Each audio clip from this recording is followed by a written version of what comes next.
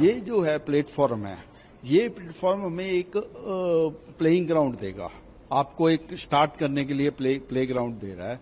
Tariff will be a big challenge कि Brazil और India को ऑलरेडी ट्रीटी साइन करनी चाहिए जिसमें दोनों को आपस में विन विन सिचुएशन हो, टैरिफ कम हो। ये जो है प्लेटफॉर्म है, ये प्लेटफॉर्म हमें एक प्लेइंग ग्राउंड देगा। आपको एक स्टार्ट करने के लिए प्ले ग्राउंड दे रहा है कि आपने आगे कैसे आपस में इंटेग्रेशन करनी है।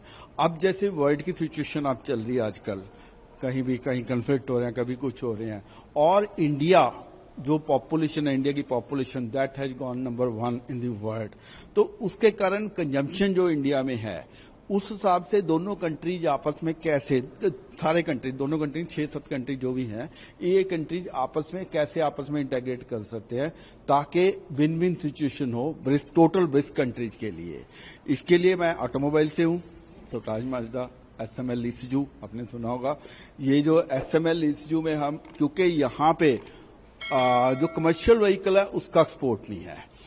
पहले कारण ये था जो ना एक्सपोर्ट होने का कि हमारे पास बेसिकली BS6 नहीं थी, यहाँ पे यूरो 6 चलता, which is slightly equivalent to BS6।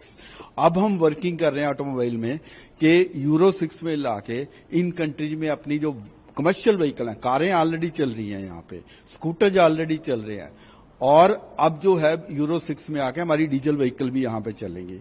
उसके बाद इंडिया में जैसे इलेक्ट्रॉनिक, मोदी जी ने ऑलरेडी कह दिया कि इलेक्ट्रिकल व्हीकल 30 तक हमारे basically almost 30% population electrical vehicle की होगी, और सभी कंपनीज इंडिया की including SML Isuzu electrical vehicle में आ गई हैं। तो इलेक्ट्रिकल गाड़ी का एक्सपोर्ट का यहाँ बहुत चांस है।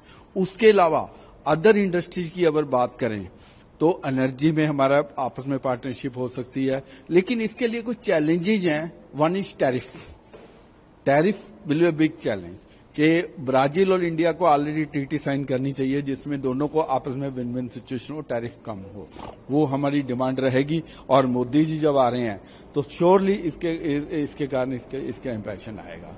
अदर जो है लॉजिस्टिक, टैरिफ और अदर सिचुएशन जो आएगी इस हिसाब से।